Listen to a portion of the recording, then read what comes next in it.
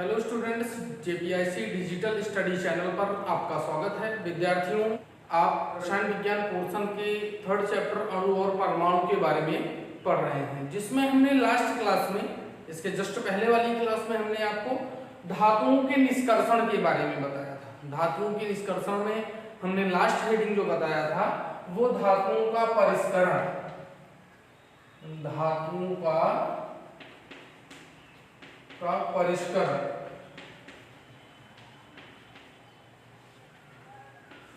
धातुओं का परिष्करण, जिसमें हमने बताया था कि एक जो है पात्र लेते हैं जिसमें हम एक विद्युत अपघट्य सॉल्यूशन बनाते हैं जिसका नाम कॉपर सल्फेट होता है, CuSO4 का विलयन होता है। उसी में हम दो इलेक्ट्रोड्स जो है स्थापित करते हैं, एक एनोड और एक कैथोड। जो एनोड होता है वो अशुद्ध कॉपर का बना हुआ होता है और एक जो कैथोड होता है आपका वो जो है शुद्ध कॉपर का बना होता है। और हम इसमें जो है इलेक्ट्रिसिटी प्रवाहित करने के लिए अन्य ऑपरेटर्स हम उसमें कनेक्ट किए होते हैं। जब हम उस इलेक्ट्रोड्स में विद्युत धारा प्रवाहित करते हैं तो जो अशुद्ध पदार्थ का इलेक्ट्रोड है आपका एनोड, वहां से जो अशुद्ध कॉपर होता है वो धीरे धीरे विद्युत अपघट्य में घुलने लगता है और जितना वहां से अशुद्ध कॉपर जो है विद्युत अपघट्य में घुलेगा उतनी ही मात्रा में शुद्ध कॉपर जो है कैथोड के इलेक्ट्रोड से जो है चिपक जाएगा। और जो भी अशुद्धियां होती हैं, जो आपका अशुद्ध कॉपर आ रहा है तो शुद्ध कॉपर तो चिपक जाएगा, लेकिन अशुद्धता जो होती है वो एनोड पंख के रूप में पात्र के नीचे जो है बैठ जाती है। तो इस प्रकार से जो कैथोड होता है उस पर हमको शुद्ध धातु की प्राप्ति होती है। नेक्स्ट हमारा टॉपिक है संक्षारण। क्या होता है संक्षारण? संक्षारण क्या होता है कि जब कोई धातु की वस्तु लंबे समय तक वायु तथा आर्द्रता की उपस्थिति में जो है रख दी जाती है।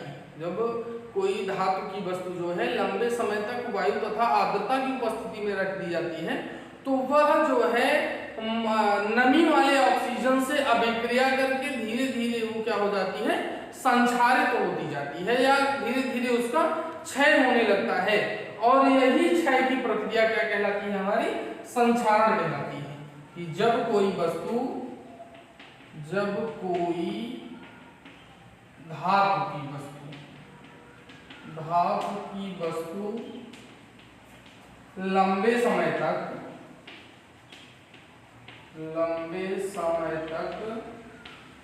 वायु तथा आर्द्रता में रख दी जाती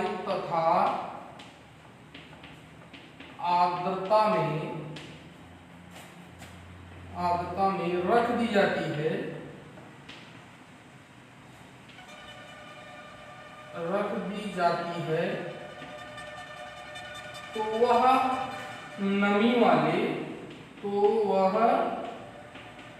नमी वाले ऑक्सीजन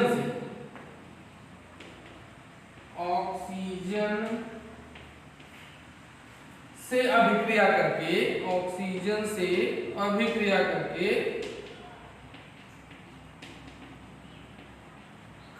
क्षय होने लगती है।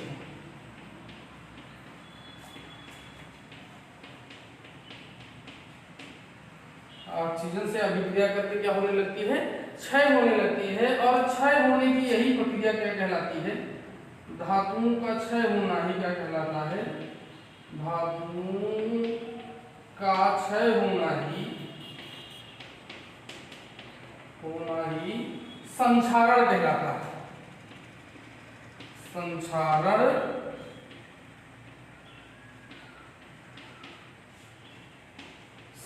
कहलाता है। जैसे सामान्य रूप से आप देखते हैं कि अगर लोहे की कोई वस्तु है वह जो है पानी में या कहीं भी बाहर जहां पर उसको बराबर नमी मिल रही है, कच्चे फर्श पर आप रख दीजिए और काफी समय बाद देखेंगे तो उसमें मोर्चा लग जाता है जिसे हम जंग कहते हैं। वह जंग जो है क्या होता है, लोहा ऑक्सीजन के साथ नमी वाले ऑक्सीजन के साथ अभिक्रिया करके मोर्चा जो है, जो जंग होता है उसका निर्माण करता है और वह धीरे धीरे क्या होता है, वस्तु क्षय हो जाती है। तो जैसे लोहे में जंग लगना,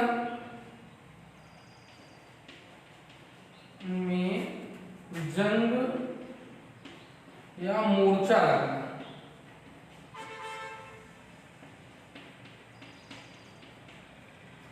मोर्चा लगना। दूसरा हमारा है चांदी पर काली परत का जमना, परत का जमना। और तीसरा हमारा है तांबे या पीतल पर हरी परत का जमना।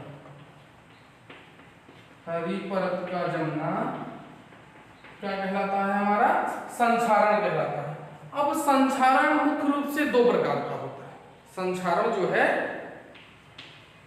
संक्षारण के प्रकार। संक्षारण मुख्य रूप से दो प्रकार का होता है। संक्षारण मुख्य रूप से दो प्रकार का होता है।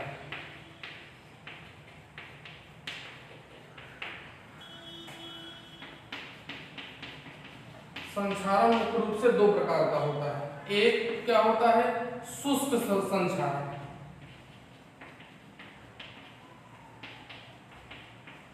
शुष्क संक्षारण। और दूसरा जो हमारा है वो नम संक्षारण है। नम संक्षारण। शुष्क संक्षारण और नम संक्षारण। आइए देखते हैं शुष्क संक्षारण क्या होता है। शुष्क संक्षारण में नमी और जल जो होता है यह अनुपस्थित होता है। नमी और वायु क्या होता है? नमी और जल अनुपस्थित होता है।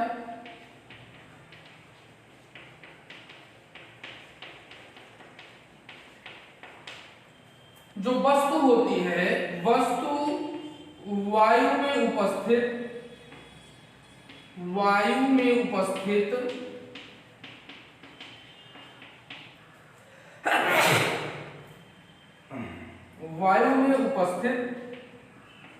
HCl या H2S गैसों से क्रिया करके आदि जैसी गैसों से क्रिया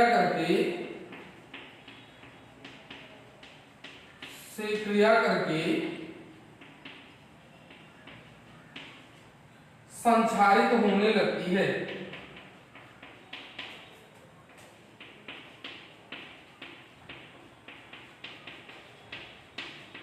संक्षारित होने लगती है। चूंकि इसमें जो है नमी और जल अनुपस्थित होता है, इसलिए यह क्या कहलाता है? नमी और जल की अनुपस्थिति के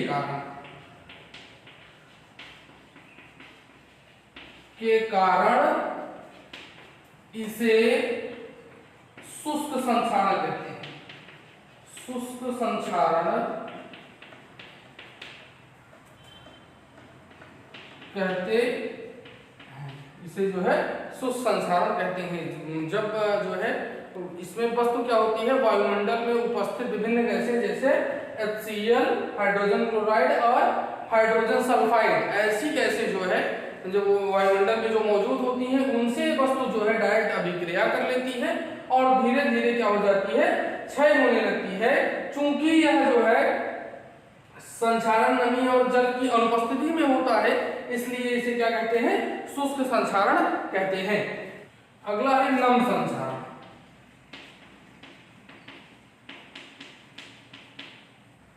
नम संक्षारण दूसरा है हमारा।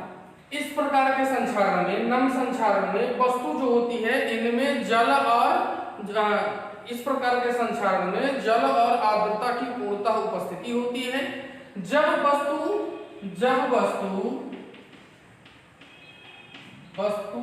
जल या आर्द्रता के संपर्क में संपर्क में आती है, संपर्क में आती है, तो वह इन अशुद्धियों से या इनसे, वह इनसे अभिक्रिया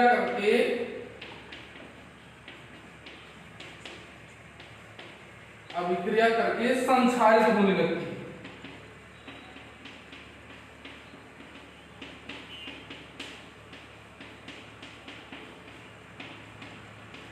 चूंकि यह जो है जल एवं आर्द्रता की उपस्थिति में संक्षारण हो रहा है, इसलिए इसे क्या कहते हैं, हम नम संक्षारण कहते हैं, नम संक्षारण कहते हैं। इसे हम विद्युत रासायनिक संक्षारण भी कह सकते हैं, इसे हम विद्युत रासायनिक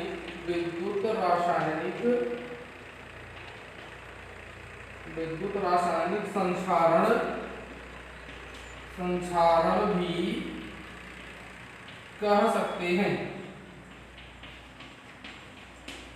इसे हम क्या कह सकते हैं, विद्युत रासायनिक संक्षारण भी कह सकते हैं। संक्षारण को रोकने के उपाय,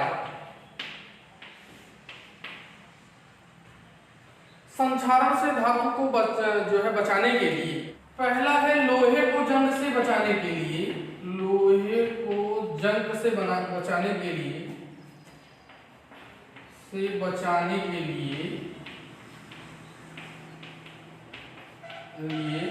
उस पर पेंट, ग्रीस या तेल लगा दिया जाता है, तेल लगाया जाता है, तथा इसे अन्य विधियों द्वारा भी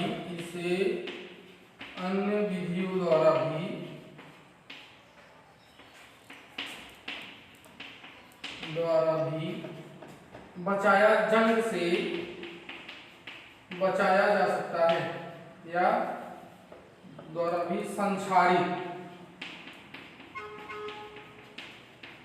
होने से बचाया जा सकता है।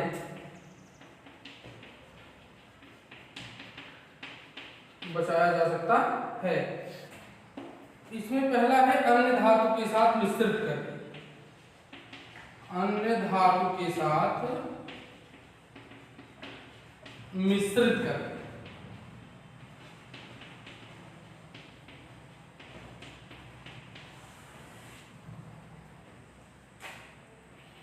इसमें दो या दो से अधिक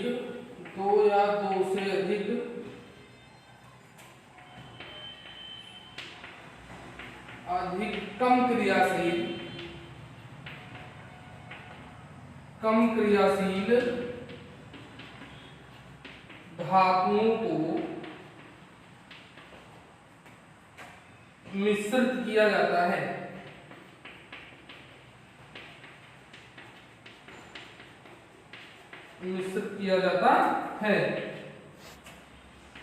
लोहे व स्टील को कम क्रियाशील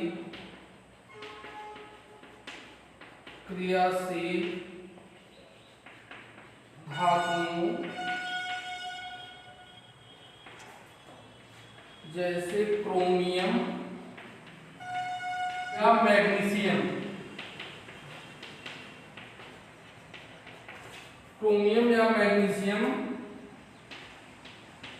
के साथ मिश्रित करके, लोहे और स्टील को कम क्रियाशील धातुओं जैसे क्रोमियम और मैग्नीशियम के साथ मिक्स करके जो है इनको संक्षारण से बचाया जा सकता है। लोहे तथा कार्बन का मिश्रण,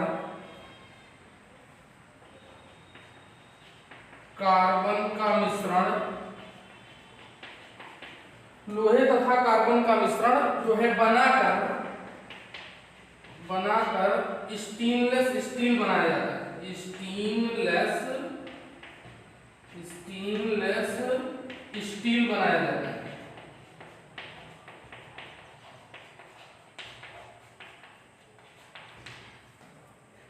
लोहे और कार्बन को मिश्रित करके जो है एक पदार्थ बनता है जिसे हम क्या कहते हैं, स्टेनलेस स्टील कहते हैं। तो इस प्रकार से जो है संक्षारण कैसे होता है, उनसे जो है बचने के उपाय क्या हैं। तो विभिन्न प्रकार के जैसे उपाय है, तेल, ग्रीस या जो भी ऑयल लगा करके पेंट करके और उस पर जो है ये सब लेपन के द्वारा, और जो है आपका विभिन्न प्रकार की मिश्र धातु मतलब अलग अलग कम क्रियाशील धातुओं के साथ जो है मिक्स करके हम जो है संक्षारण से बचा सकते हैं। आज के क्लास में बस इतना ही।